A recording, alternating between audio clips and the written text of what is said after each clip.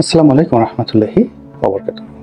দেশের জনগণ শাসক হিসেবে যে ধরনের মানুষ চায় শেখ হাসিনার মধ্যে সেই গুণাবলীগুলো ছিল, এবং এই যে শেখ হাসিনার দৃঢ়তা এবং তার জিদ, তার কাজ করার ক্ষমতা, তার দ্রুত সিদ্ধান্ত গ্রহণ করার ক্ষমতা, ক্ষতি করার ক্ষমতা, উপকার করার ক্ষমতা। তিনি যদি বলতেন যে আজকে আমি অমুক জায়গাতে একটা গ্রাম তৈরি করে দেবো, 24 ঘন্টার মধ্যে তিনি সেই গ্রাম ডিসিএসপি শব্দগুলোতে 24 ঘন্টার মধ্যে বাস্তুহারাদের জন্য একটা গ্রাম তৈরি হয়ে যেত। তিনি রাজনীতিতে সারপ্রাইজ দিতে ভালোবাসতেন।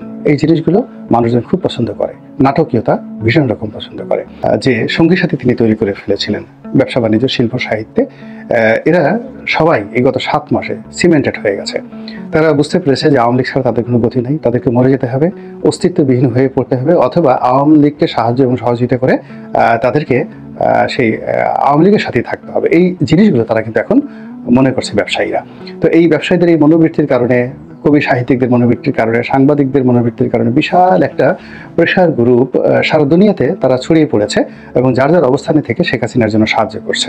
এখন 71 টিভির যারা সাংবাদিক, সেই নবনীতা চৌধুরী থেকে শুরু করে অন্য যারা রয়েছেন, তারপরে শেষে বিভিন্ন পত্রপত্রিকা যারা সাংবাদিক ছিলেন, তারা যে সকল ব্যবসায়ীরা পালিয়েছেন, তারা তাদের আত্মীয় স্বজন সবাই মিলে শেখ হাসিনার জন্য একটা ডিশ তৈরি করছেন, ফিরে আসার জন্য একটা অ্যান্টেনা তৈরি করছেন, তাকে ক্ষমতায় বসানোর জন্য আর একটা নতুন চেয়ার তৈরি করেছেন, এবং এই জিনিসটি শেখ হাসিনার জন্য একটা বিরাট আশার আলো। এখন দিন যত যাচ্ছে মানুষ তার এই উন্নয়ন কর্মকাণ্ডের কথা স্মরণ করছে। এক্সপ্রেসওয়েতে যাচ্ছে, শেখ হাসিনার কথা মনে হচ্ছে, পদ্মা সেতু দিয়ে যাচ্ছে, শেখ হাসিনার কথা মনে হচ্ছে, মেট্রো রেলে চলা হচ্ছে, শেখ হাসিনার কথা মনে হচ্ছে, ইত্যাদি আরো অনেক কিছু। কিন্তু এর পেছনে যতই দুর্নীতি অনিয়মের কথা আমরা বলি না কেন, পাবলিক কিন্তু সেই কথাগুলো খাচ্ছে না। শেখ হাসিনা এখন ভারতে নির্বাসনে রয়েছেন। সেখানে বসে তিনি নানা রকম অডিও বার্তায় হুমকি এবং ধামকি দিয়ে চলেছেন। তিনি এবং তার মিত্র ভারত সম্মিলিতভাবে বাংলাদেশের শাসন ব্যবস্থা, বাংলাদেশের প্রশাসন ব্যবস্থা, বিচার ব্যবস্থা, জনগণের ভিত্তি এবং বর্তমান সরকার, তাদের কর্মকাণ্ডকে একেবারে ধূলিসাৎ করার জন্য, নস্যাৎ করার জন্য নানা রকম চেষ্টা এবং তদবির তারা চালিয়ে যাচ্ছেন। এবং সেই চেষ্টা তদবিরের যে পরিণতি কতটা নির্মম এবং নিষ্ঠুর হতে পারে, এটা নিয়ে ভারত বা শেখ হাসিনা কি চিন্তা করছেন তা আমরা বলতে পারবো না। তবে আমরা যেটা আশঙ্কা করি যে তারা তাদের স্বার্থ সিদ্ধির জন্য আমাদের স্বাধীনতা এবং সার্বভৌমত্বকে যদি শেখ হাসিনা বিসর্জন দেন আর ভারত যদি এটিকে গ্রাস করে, খুব আশ্চর্য হওয়ার মতো কোনো ঘটনা ঘটবে না। এর কারণ হলো মানুষ যখন বিপদে পড়ে তখন ডাজ নট ম্যাটার তার আশেপাশে কে রইল, কি হলো, সে তখন নিজেকে বাঁচানোর জন্য প্রাণান্ত চেষ্টা করে। দ্বিতীয়ত, মানুষের যখন স্বার্থে আঘাত হানে তখন মানুষ তার সেই স্বার্থ সিদ্ধির জন্য খুন, জখম, রাহাজানি থেকে শুরু করে করতে পারে না এখনো কোনো কুকর্ম নেই। তো এই মুহূর্তে ভারতের একই অবস্থা। বাংলাদেশে তাদের দীর্ঘদিনের মিত্র শেখ হাসিনার যে এইভাবে পতন হবে তারা কল্পনা করতে পারেননি। এটা যেভাবে শেখ হাসিনার পতন, একই সঙ্গে ভারতেরও পতন। ভারতের সীমাহীন গোয়েন্দা ব্যর্থতা। ভারত যদি প্রথম থেকে বুঝতে পারতো যে এইরকম একটা বিপ্লব দানা বাঁধছে, এই বিপ্লবের পেছনে অনেকের হাত আছে, এবং সেখানে জাতিসংঘ থেকে শুরু করে মার্কিন যুক্তরাষ্ট্রের FBI এবং আরও অনেক বহিঃশত্রুর সঙ্গে সঙ্গে দেশের যে রাজনৈতিক শক্তিগুলো, সাধারণ আমজনতা এবং তার সঙ্গে সঙ্গে কিছু নিষিদ্ধ ঘোষিত সংগঠন যার যার অবস্থান থেকে এরকম কিছু কর্মকাণ্ড করে যাচ্ছিল, যে কর্মগুলো ক্রমশই সরকারের নিয়ন্ত্রণের বাইরে চলে যাচ্ছিল, যেটি ভারতের গোয়েন্দা সংস্থাগুলো বুঝতে পারেনি। ফলে কি হলো, ভারত এখন ত্রিমুখী চাপের মধ্যে পড়েছে। প্রথম চাপ হলো শেখ হাসিনাকে আশ্রয় দেওয়ার কারণে তাদের দেশে শেখ হাসিনার বিপক্ষে যারা লোকজন রয়েছেন তারা নানা রকম দাবি দেওয়া তুলছেন। দ্বিতীয়ত, শেখ হাসিনাকে দেশ থেকে তাড়িয়ে দেওয়ার জন্য এক ধরনের চাপ রয়েছে। আর তৃতীয়ত, বাংলাদেশের প্রতি তাদের যে নীতি ছিল সেই নীতির কারণে নরেন্দ্র মোদীর প্রচণ্ড সমালোচনা চলছে। মোটা দাগে এই হলো তথ্যগত। আর যেগুলো বাস্তব, সেটি হলো যে বাংলাদেশের রাজনীতি যদি ভারতের নিয়ন্ত্রণের বাইরে চলে যায় এবং এখানে চীন যদি এসে ঘাঁটি করে, তাহলে সেক্ষেত্রে ভারতের যে 7 সিস্টার, সেই 7 সিস্টার ভারতে হাতছাড়া হয়ে যাবে। এবং ভারতের যদি 7 সিস্টার হাতছাড়া হয়ে যায়, আমাদের পার্বত্য চট্টগ্রাম হাতছাড়া হয়ে যাবে সঙ্গে সঙ্গে, অ্যাট দ্য সেম টাইম, একই সাথে এই ঘটনাটা ঘটবে। অর্থাৎ ভারতের 7 সিস্টার চলে যাবে, আমাদের চট্টগ্রাম, পার্বত্য চট্টগ্রাম, এই অঞ্চলগুলো চলে যাবে। ফলে এটা নিয়ে ভারত যেভাবে চিন্তিত, তার সঙ্গে সঙ্গে কিন্তু আমরাও কম চিন্তিত নই। তো এই অবস্থাতে শেখ হাসিনা কি করবেন তার উপর কিন্তু অনেক কিছু নির্ভর করে। তিনি যদি ভালো করেন, তিনি যদি এই সময়টিতে এসেও আত্মোপলব্ধি করেন, তাহলে তার জন্য কল্যাণকর এবং আমাদের জন্য কল্যাণকর। এর কারণ হলো এত বড় একটা রাজনৈতিক দলের নেতৃত্ব এখনো তার হাতে। এবং দেশের 35% মানুষের জনসমর্থন অন্ধের মতো তাকে অনুসরণ করছে। এবং তিনি সত্য বলেন, মিথ্যা বলেন, অনুনয় করেন, বিনিময় করেন, যা কিছু করেন না কেন, তার দলের কর্মী সমর্থক যাদের সামান্য বিবেক বিবেচনা আছে তারা বাদে বাকি সবাই একেবারে ভেড়ার পালের মতো রীতিমতো মাথা ঝুলাচ্ছে। আপা আসেন, আপনার হাতে দেশ নিরাপদ, শেখ হাসিনা আজ আসবে, কাল আসবে, মার্চ মাসের 15 তারিখে চলো আমরা সবাই এয়ারপোর্টে যাই, সেদিন শেখ হাসিনা আসবে। এইরকম একটা যাকে বলে ধোয়া তুলে প্রতি মুহূর্তে সামাজিক মাধ্যম গরম করে তুলছে। তো সেই দিক থেকে শেখ হাসিনাকে নিয়ে নির্মোহ আলাপ আলোচনা করা এবং তার চিন্তা চেতনা কি এবং তার আগামী দিনে কি কি ভয়, আতঙ্ক ইত্যাদি কাজ করে সেই বিষয়গুলো নিয়ে আমাদেরকে ভাবতে হবে, যেন সো দ্যাট আমরা শেখ হাসিনা এবং আওয়ামী লীগ থেকে সতর্ক থাকতে পারি। আমি প্রথমে যেটা বলতে চাই যে শেখ হাসিনার 7টি ভয়। তার প্রথম ভয় হলো যে এই মুহূর্তে তার কাছে যে জিনিসটি রয়েছে সেটা আওয়ামী লীগের নেতৃত্ব, এটি যে কোনো সময় চলে যেতে পারে। 111-এ তার এই অভিজ্ঞতা রয়েছে এবং সেই অভিজ্ঞতার আলোকে এখন যারা ক্ষমতা আছেন তারা অনেক ক্যালকুলেটিভ, অনেক সামর্থ্যবান এবং একই সঙ্গে আওয়ামী লীগ 11 সময় যতটা দুর্বল ছিল তার চেয়ে এখন বেশি মাত্রায় দুর্বল। কাজেই শেখ হাসিনা যদি নেতৃত্ব হারিয়ে ফেলেন তাহলে তিনি সবকিছু হারাবেন, এটা তার প্রথম ভয়। দ্বিতীয় ভয় হলো ভারত যে কোনো সময় তাকে বের করে দিতে পারে।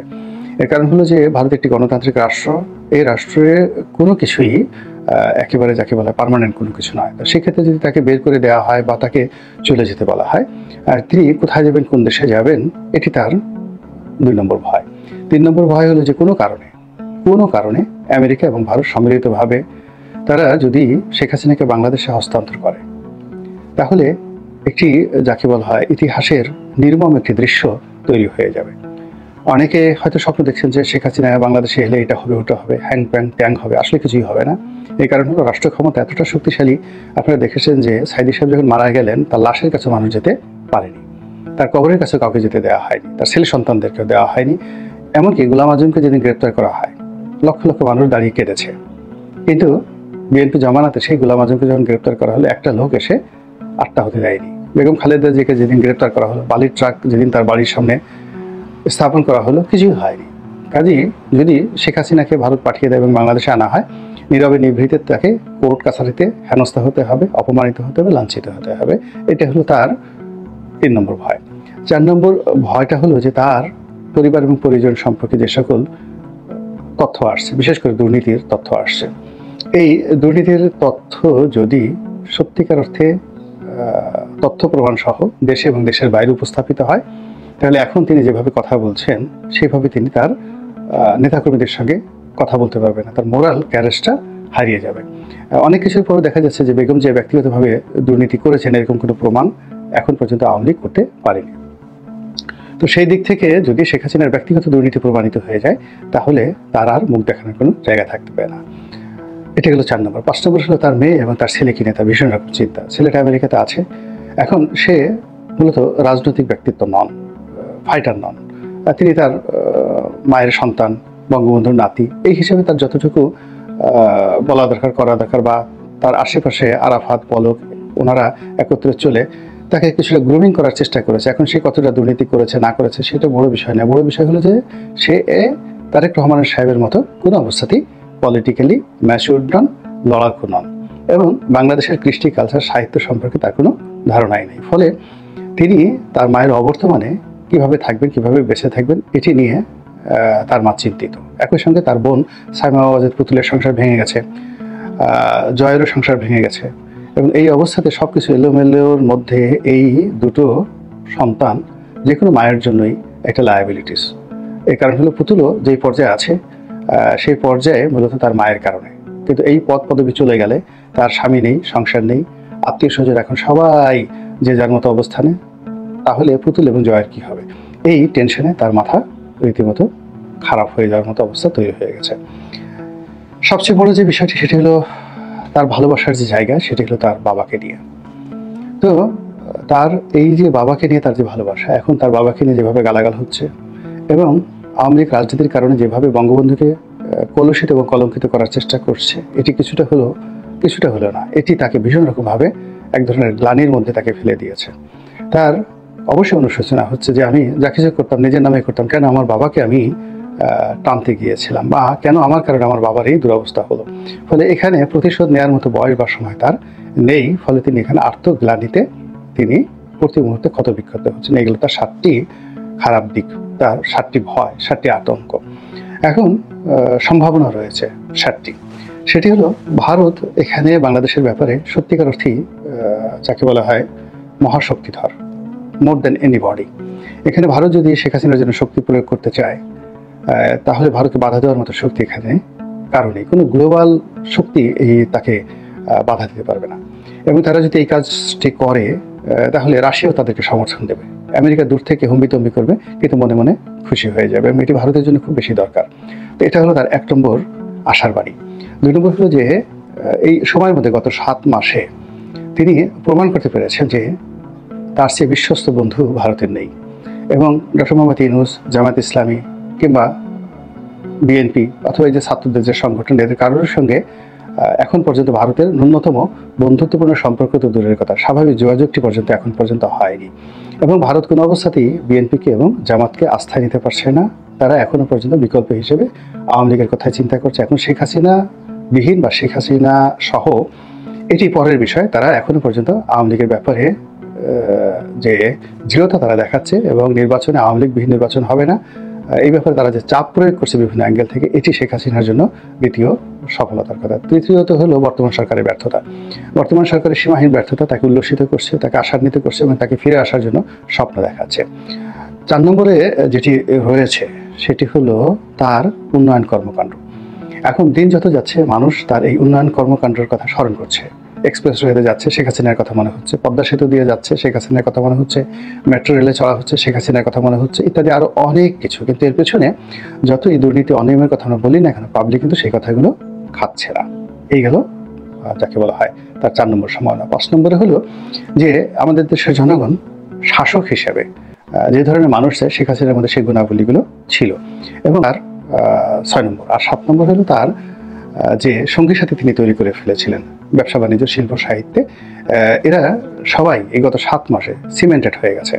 তারা বুঝতে পেরেছে যে আওয়ামী লীগ ছাড়া তাদের কোনো গতি নেই, তাদেরকে মরে যেতে হবে, অস্তিত্ববিহীন হয়ে পড়তে হবে, অথবা আওয়ামী লীগকে সাহায্য এবং সহযোগিতা করে তাদেরকে সেই আওয়ামী লীগের সাথেই থাকতে হবে। এই জিনিসগুলো তারা কিন্তু এখন মনে করছে ব্যবসায়ীরা।